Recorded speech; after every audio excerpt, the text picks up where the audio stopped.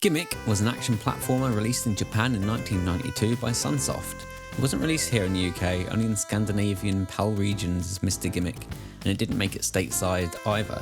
Sunsoft of America rejected Mr Gimmick for its strange and quirky characters, which is a shame because it's one of the most thoughtful and creative titles I've played on the NES, definitely underrated. The story begins with a short cutscene showing a little girl at home on her birthday with her parents.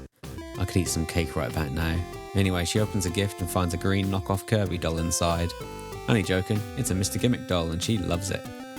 When she takes Mr Gimmick up to her room, all of her other neglected toys in the dusty box get jealous. They're pretty pissed. So when she goes to sleep, well, things escalate quickly. They get up, brush off the cobwebs, and they kidnap her, somehow, into another dimension.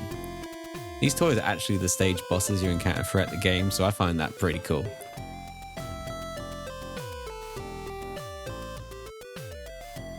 Oh, look at that sad face. Mr Gimmick follows after them on his quest to rescue his girl. And that's about it.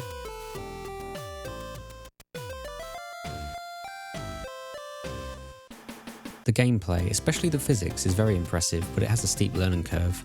Gimmick builds up momentum with movement and slides around to overcome obstacles. This can make seemingly simple platforming quite challenging, but also rewarding at the same time. Gimmick's primary weapon is the star you must charge to fire. It uses your momentum and bounces off platforms based on the angle it's fired. This star also doubles as a platform you can ride to navigate difficult obstacles. You'll need to learn this to beat the game, as some paths are out of reach without it. Gimmick can also collect two single-use sub-weapons, a fireball and a bomb. There are also two types of health potions which enemies will occasionally drop once defeated. Health potions are helpful since you start each level with only 2 hit points. In total, there are 6 regular stages and a final 7th stage that can only be reached if you collect 6 secret items throughout the game without using any continues. This is easier said than done. The items themselves are hard to reach, and sometimes a single mistake means you have to reset and start over. Each stage feels unique with its own distinct theme, music, enemies, and boss fight. It's not a long game, but because of the challenge you'll probably be running through the stages a few times before you make it to the final boss. Enemies do not have fixed patterns, they react to your movement, have to navigate obstacles, and they try to murder you when you let down your guard. Bosses actively troll you and bait you, and many fights are like a game of chicken as you try to outsmart the enemy AI. Some of these bosses are extremely tough too. The 2 most difficult bosses for me were the crane boss, which has a surprise part once you've killed the first enemy, and the other was the wizard on stage 6, which has a random pattern that's hard to predict. Gimmick does give you unlimited continues, which is good to practice, but you won't get to stage 7 and see the good ending if you use a continue, so that's part of the challenge. Vibrant, detailed graphics, plenty of variety, smooth animations. Little flourishes like these screen transitions are probably unnecessary but look great and add a layer of polish that makes the game look totally charming. Music is also varied, with catchy, memorable tunes that easily stick in your head. The physics engine is fluid and super fun to learn. Overcoming obstacles is rewarding but requires patience, which can sometimes be frustrating, and the enemy AI is well done throughout. The game is only 7 stages long in total, but the replay value comes from trying to reach that final 7th stage, which is only available if you get all secret items and lose no continues. It's a nice length to quickly jump into, and I've had fun playing it multiple times. The game is challenging in a good way, everything is beatable with enough practice, and that sweet victory feels so good, especially when you defeat the AI. Some unfair mechanics such as do or die jumps ruin your playthrough and require a reset. For that reason, you'd be forgiven for using the save state or 2. Overall, I can highly recommend this game. The game has a unique charm, and as Nintendo Magazine said in their review, the desire to complete the game trumps all other problems it has. Play it. I give it 4.85 out of 5 stars. Here's a 100% playthrough where I get all the items and defeat the final boss in around 30 minutes. I'm using the US prototype ROM of Mr Gimmick on an EverDrive, and I'm playing on my NTSC NES Toploader. This is all upscaled with a RetroTink 5X. I'll stick a link to the game in the description. Thanks for watching.